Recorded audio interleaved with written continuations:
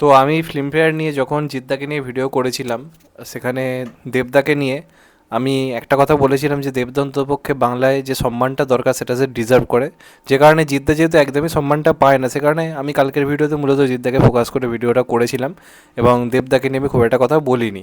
কিন্তু এখন যা দেখতে পাচ্ছি, দেবদা জবে থেকে অন্য ধারা সিনেমা ছেড়ে মাস কমার্শিয়াল সিনেমা করছে এবং সেখানে সফলতা পেতে শুরু করেছে, ঠিক একই ঘটনা কোথাও গিয়ে এখন দেখতে পাচ্ছি দেবদার সঙ্গেও ঘটছে। এবং আমার মনে হয় ইন ফিউচার যেই মাস কমার্শিয়াল মুভি করে সাকসেসফুল হবে, এবং এই যে কেন বাংলাতে নতুন হিরো উঠে আসছে না, এটা কেউ মানে ইন্ডাস্ট্রি থেকে সাপোর্ট করার মধ্যে কেউ রয়েছে কি কমার্শিয়াল সিনেমাকে? আমি অডিয়েন্সের সাপোর্টের কথা বলছি না, অডিয়েন্স হিউজ সাপোর্ট করেছে খাদানকে, আনবিলিভেবল সাপোর্ট করেছে। দেবদার সেই হিউজ পাওয়ারটা রয়েছে যে কারণে খাদান আজকে সাকসেসফুল, এবং এটাও দেবদার আমি বলবো খুব কপাল ভালো যে দেবদাকে অন্ততপক্ষে খাদানকে ফিল্মফেয়ারের নমিনেশনের মধ্যে আজ যোগ রাখা হয়েছে। আমি পুরো দোষটা কিন্তু ফিল্মফেয়ারকে দিচ্ছি না, ফিল্মফেয়ারের একটা শাখা সেটা ওয়েস্ট বেঙ্গল রয়েছে, এবার এখানকার যারা জুরি তারাই এই নমিনেশনগুলো ঠিক করে, কাকে অ্যাওয়ার্ড দেবে সেই সমস্ত ব্যাপার স্যাপারগুলো ঘটে। তো এখানে ফিল্মফেয়ারের কোনো দোষ নেই, আমি আগেও বলেছি আজকেও বলছি, প্রবলেম হচ্ছে লবিবাজি জিনিসটাকে নিয়ে।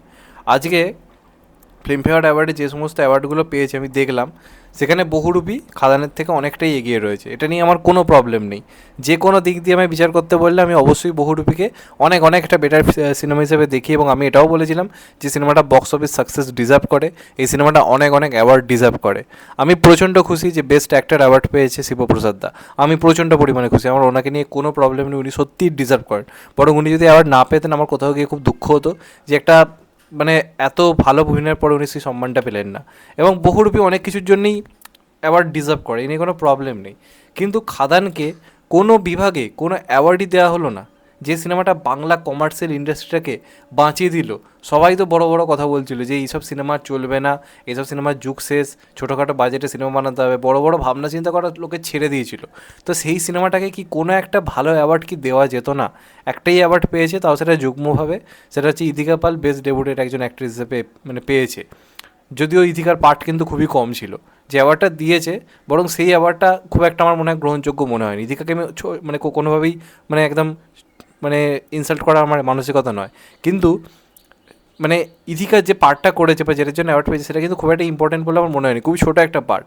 কিন্তু আরও অনেকগুলো বিভাগ ছিল যে বিভাগে কিন্তু খাদান সিরিয়াসলি অনেকগুলো অ্যাওয়ার্ড কিন্তু ডিজার্ভ করে। প্রথম যেটা হচ্ছে সিনেমাটোগ্রাফি, বাংলায় শেষ কোন সিনেমায় এত ভালো সিনেমাটোগ্রাফি দেখা গেছে আমাকে তোমরা বলো? শেষ কোন সিনেমায় দেখা গেছে এতটা ভালো লার্জ মানে এত বড় স্কেলে কাজ, এরকমভাবে একটা পুরো কয়লা খনিকে দেখানো হচ্ছে, রীতিমতো একটা ভিলেনের এন্ট্রি রাখা হয়েছে, সেই এন্ট্রিতে রীতিমতো চারপাশে ব্লাস্ট হচ্ছে, এরকম সিকোয়েন্স কোনসা লাস্ট 10-12 বছরে কোন সিনেমায় বাঙালি দেখেছে? সেই জিনিসটার জন্য কোনো অ্যাওয়ার্ড দেওয়া হলো না, কোনো অ্যাওয়ার্ড দেওয়া হলো না। আমি এখনও বলছি যে বেস্ট অ্যাক্টর অ্যাওয়ার্ড দেব পায়নি, বেস্ট মুভি অ্যাওয়ার্ড খাদান পায়নি, আমার কোনো প্রবলেম নেই, কিন্তু এই অ্যাওয়ার্ডটা কি দেওয়া যেত না? যে সিনেমাটা বাংলা ইন্ডাস্ট্রিকে এতটা উচ্চ পর্যায়ে নিয়ে গেল, যে সিনেমাটা প্রত্যেকটা দিন লোকে এত মানে যারা মাল্টিপ্লেক্সে কমার্শিয়াল সিনেমা দেখা ছেড়ে দিয়েছিল তাদেরকে 250 টাকা টিকিট করে হলে আসতে বাধ্য করলো, তো সেটা কি এইটুকু সম্মানও কি কোথাও গিয়ে ডিজার্ভ করে না? এটা আমার খুব বড় প্রশ্ন। সেকেন্ডলি আর একটা অ্যাওয়ার্ড নিয়ে আমার মনে খুব প্রশ্ন রয়েছে, মানে রথিজিৎদা কোনো অ্যাওয়ার্ড পেলো না কিশোরী গানটার জন্য, তাহলে কোন গান অ্যাওয়ার্ড পাবে? যে গানগুলো এই ঘরে বসে বসে আমরা শুধু দেখে কাঁদবো হাসবো, এই সমস্ত গানগুলো অ্যাওয়ার্ড পাবে? এদিকে কিশোরী এতদিন পর একটা গান এলো, গোটা বাংলাকে নাচিয়ে ছাড়লো, 130 মিলিয়ন ভিউজ, কাঁপিয়ে রেখে দিল। গানটা যখন হলে বাজছে লোকে উঠে নাচছে, চেয়ারে উঠে লোকে নাচছে, এই দৃশ্য আমি দেখেছি একটা রোম্যান্টিক গানে। গানটা গোটা বাংলা কাঁপানো, কত কত মানুষ শুধু রোজ নেচেছে গানটাতে, সেই গানটা নাকি কোনো অ্যাওয়ার্ড পেলো না ফিল্মফেয়ারে। এটা কীভাবে পসিবল?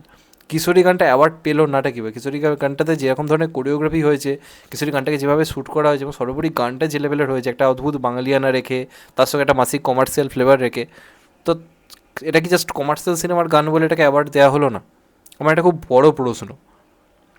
এই দুটো অ্যাওয়ার্ড কিন্তু খাদান পুরোপুরিভাবে ডিজার্ভ করে, এবং আমার মনে হয় ফিল্মফেয়ার থেকে তো অনেক সময় এরম মানে ইন্ডাস্ট্রির জন্য কিছু বড় কিছু ঘটিয়েছে, এরম সিনেমাকে সবসময় মানে ইন্ডাস্ট্রিতে একটা বড় অবদান রেখেছে, এরম সিনেমাকে কিন্তু অনেক সময় একটা সম্মান দেওয়া হয়েছে, সেটাও কি খাদান ডিজার্ভ করতো না?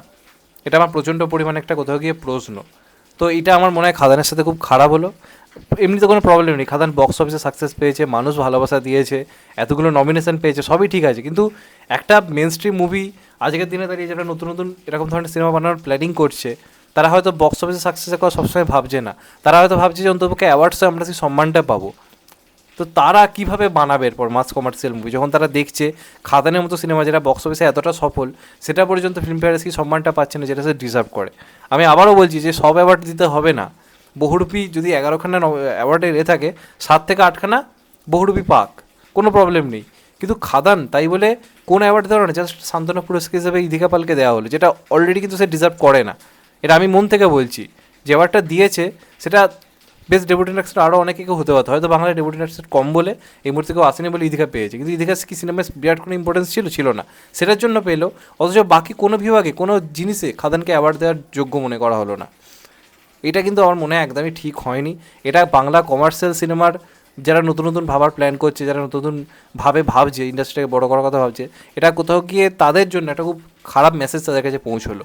এটা আমার কোথাও গিয়ে মনে হয়। অবশ্যই বহুরূপীও একটা কমার্শিয়াল সিনেমা, অবশ্যই, কোনো নো ডাউট এই নিয়ে, কিন্তু সব অ্যাওয়ার্ড বহুরূপীকে, আমি খাদানকে কিচ্ছু দেবো না যেটা ইন্ডাস্ট্রিতে এতটা অবদান রাখলো। এটা আমার কোথাও গিয়ে একটা মানে একপাক্ষিক ব্যাপারটা লাগলো।